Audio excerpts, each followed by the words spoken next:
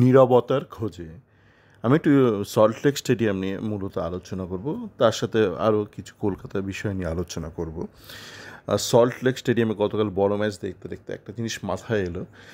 ঘটনাচক্রে সল্টলেক স্টেডিয়াম যখন উদ্বোধন হয়েছিল, সেই টুর্নামেন্ট নেহরু কাপ, তবে থেকে আমি সল্টলেক স্টেডিয়ামে যাচ্ছি। সুতরাং অনেকের থেকে একটু হলেও কিঞ্চিত বেশি ধারণা আছে সল্টলেক স্টেডিয়াম সম্পর্কে। তো বিগত বেশ কিছুদিন অনেকের সাথে আলোচনা হচ্ছিল আমার চ্যাট ফোরামে, না হলেও যেখানে আমি আপলোড করি ইউটিউবে, সেখানে অনেক মন্তব্য করছিলেন এক্সিট ক্যাপাসিটি বাড়ানো নিয়ে ইত্যাদি ইত্যাদি।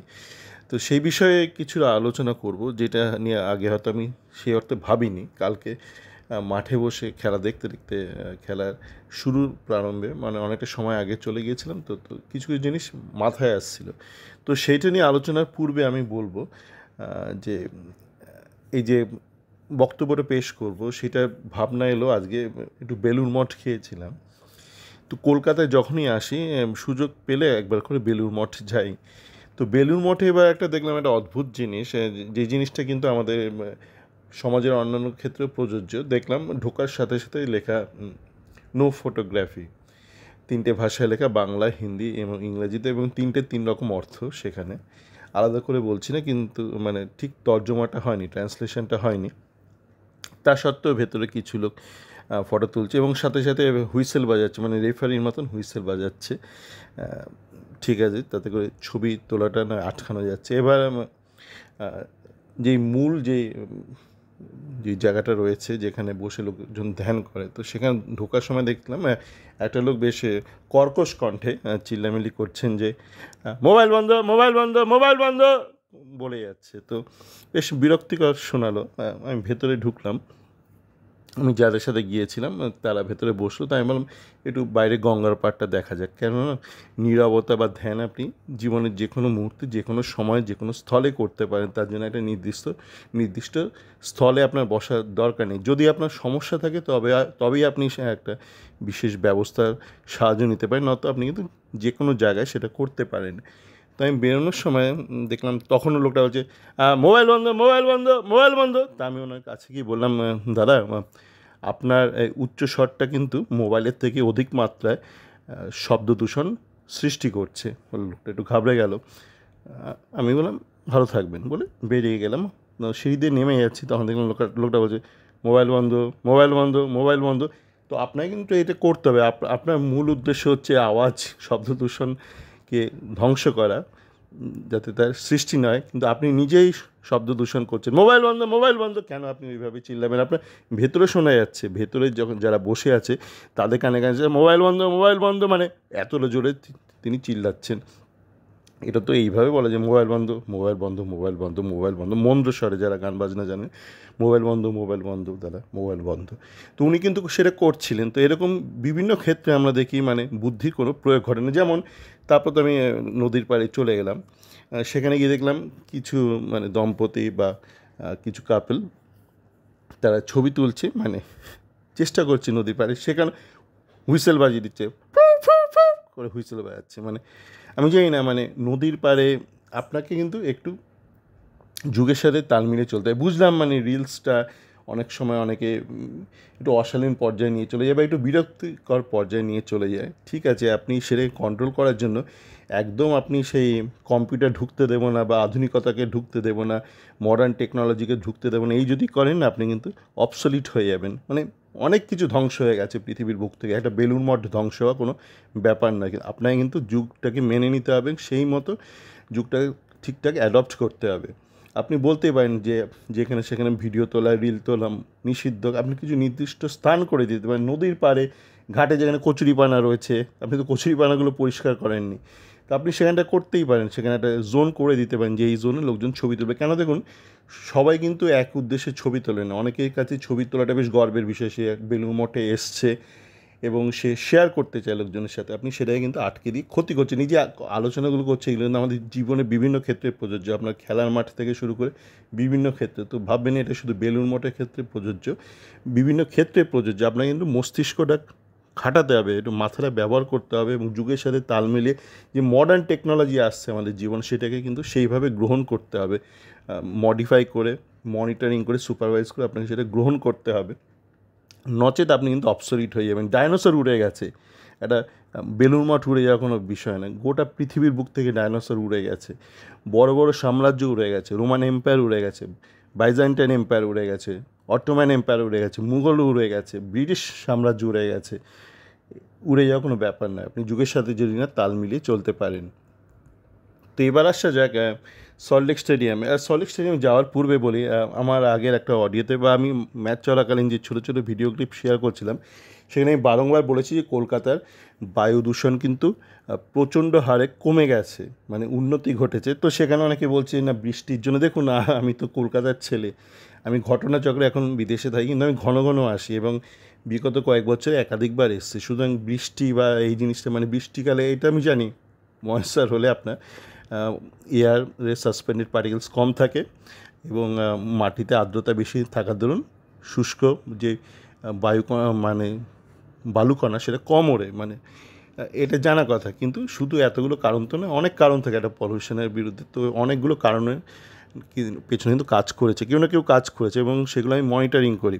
দেখুন, আমি দেখছিলাম এখানে ইন্ডিয়াতে আসার আগে যে পশ্চিমবঙ্গ সরকার কিছু একটা অ্যাওয়ার্ড পেয়েছে কেন্দ্রীয় সরকারের থেকে এই দূষণের ব্যাপারে, কিন্তু আমি আজ অ্যাওয়ার্ড খুব একটা বিশ্বাস করি না। যে কোনো মানে মুভি অ্যাওয়ার্ড থেকে শুরু করে বিভিন্ন অ্যাওয়ার্ড খুব একটা বিশ্বাস করি না, নিজের চোখে দেখলাম।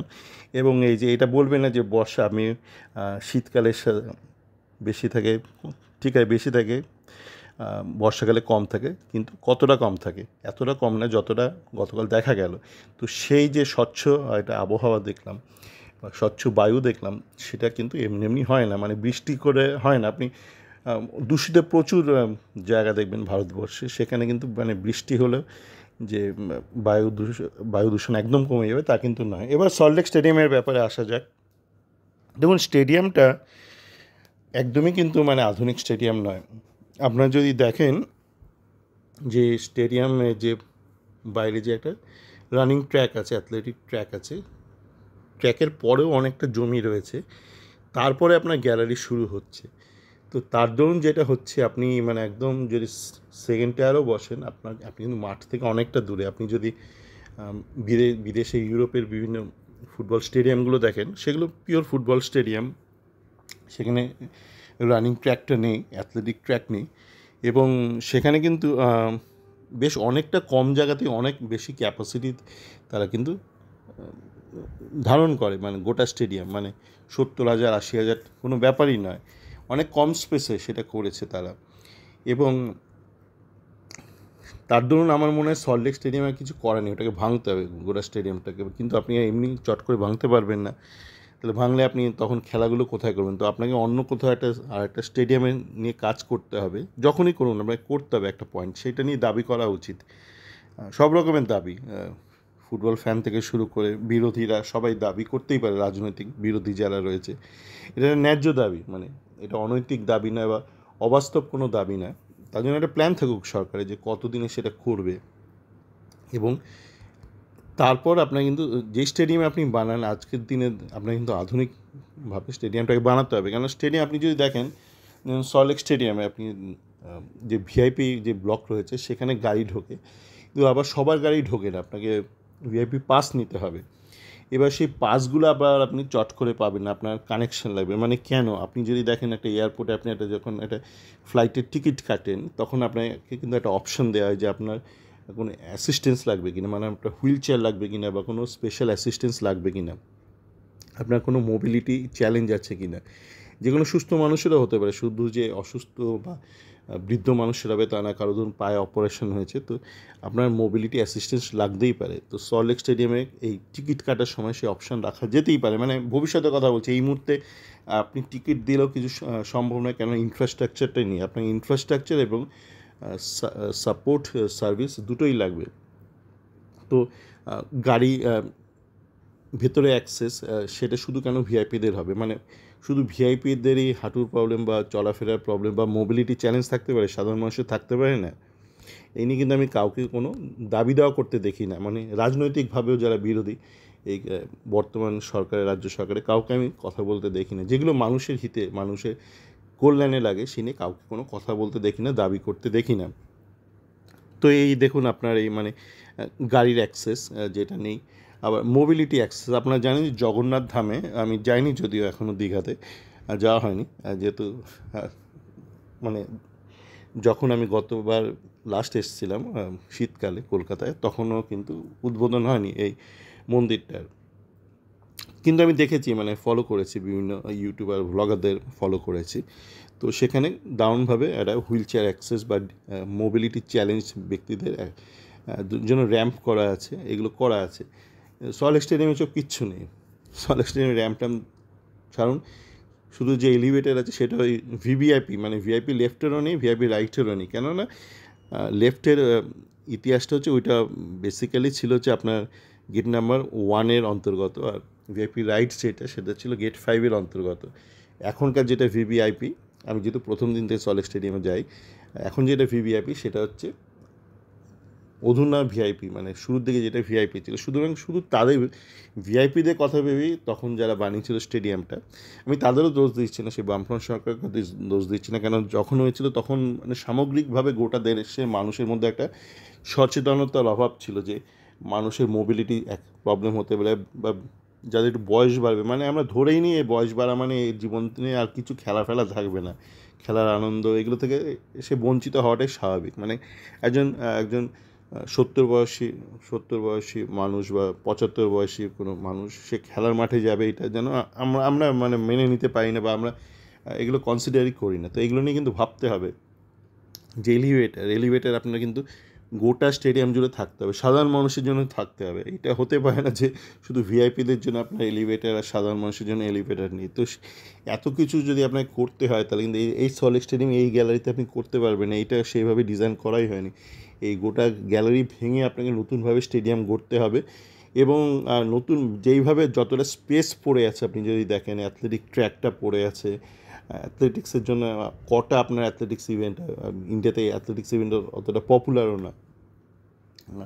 আর এখন যদি হয়ও আগামী দিনে হয়তো দেখলেন আপনার সেটা দিল্লিতে হলো বা গুজরাটে হলো, যদি বর্তমান সরকার থাকে তো গুজরাটে, যদি নতুন সরকার আসে তাহলে সেটা দিল্লিতে হবে। কলকাতায় আপাতত হওয়ার অতটা সম্ভাবনা নেই, এবং হলেও কলকাতার লোক কিন্তু অতটা অ্যাথলেটিক্স ক্রেজি নয়। সুতরাং অ্যাথলেটিক্সের জন্য আপনি আলাদা জায়গা বানাতেই পারেন, ছোটো গ্যালারি করে কোনো একটা আলাদা জায়গায়। সল্ট স্টেডিয়ামে পুরো স্পেসটা ইউটিলাইজ করে আপনি কিন্তু আরামসে 1 লাখের বেশি ক্যাপাসিটি স্টেডিয়াম বানাতে পারেন, আধুনিক স্টেডিয়াম বানাতে পারেন। 1 লাখের বেশি বলছি, 1 লাখের বেশি আধুনিক স্টেডিয়াম, মডার্ন স্টেডিয়াম, যেখানে মোবিলিটি অ্যাক্সেস আছে সাধারণ মানুষের, প্রত্যেকটা মানুষের, মানে শুধু ভিআইপি নয়, সাধারণ মানুষ তো দিতে রাজি, টিকিট কাটতে রাজি আছে। আপনি যদি হুইল চেয়ারের জন্য একটু বাড়তি টাকা নেন, সে দিতে রাজি আছে। যদিও আমি সেটার পক্ষে নই। আপনি যদি এগুলো মানে যারা সমাজে এতদিন কন্ট্রিবিউট করলো, আজ একজন 70 বছর বয়সী মানুষ, তার যদি একটু মোবিলিটি প্রবলেম থাকে, তার জন্য আপনি হুইল চেয়ার টাকা চাইবেন, সেটা শোভনীয় নয় ব্যাপারটা। তার জন্য এলিভেটারের টাকা চাইবেন, ব্যাপারটা শোভনীয় নয়। এগুলো খুব বেসিক, এগুলো থাকা উচিত, এবং এই নিয়ে কথা বলা উচিত। কেন কথা বলা হয় না, আমার প্রশ্ন, কেন কথা বলা হয় না? আপনারা যারা এখন বলছেন না দূষণটা মানে বৃষ্টি হয়েছে বলে, যেটা ঘটনা নয়। মানে কলকাতায় এসেছি শনিবার দিন সন্ধ্যেবেলা, তারপর কিন্তু বৃষ্টি হয়নি। শনিবার সন্ধ্যেবেলা আমার ফ্লাইট ল্যান্ড করেছে। এটা আমাদের লালটু বাবুর একটা অদ্ভুত একটা সিনেমা দেখতে আসছেন, সেটা পরে আলোচনা করব। অরণ্যের প্রাচীন প্রবাদ, গল্পের সাথে কোনো সম্পর্ক নেই নামের। গল্পটা একটা ভীষণ কমপ্লিকেটেড, একটা ফালতু একটা মিষ্টি, কিন্তু মোটামুটি দেখা যায়। পরে আলোচনা করব। তো আমি সন্ধ্যায় এলাম শনিবার দিন, এবং তারপর দিন রোববার সন্ধ্যেবেলা ম্যাচটা হলো। কোনো বৃষ্টি হয়নি, সুতরাং বৃষ্টিটা ফ্যাক্টর নয়। সত্যি সত্যি ভালো কাজ করেছে, একাধিক কাজ হয়েছে যার দরুন কিন্তু দূষণ মাত্রাটা ভীষণ মাত্রায় কমেছে, এবং খুব স্বচ্ছ। আপনারা রোজ রয়েছেন, তো আমি আমার গাড়ির চালকের সাথেও কথা বললাম কী কী কাজকর্ম হয়েছে। তো হ্যাঁ, অনেক কাজকর্মই হয়েছে। আপনার যদি রোজ দেখতে থাকেন, তো এয়ার কোয়ালিটি যদি বেটার হতে থাকে, আপনি বুঝতে পারবেন না। যেহেতু আমি অনেকটা গ্যাপে গ্যাপে কলকাতায় আসি বা ভারতে আসি, তো আমার পক্ষে ব্যাপারটা বোঝাটা অনেক সহজ হয়ে যায়।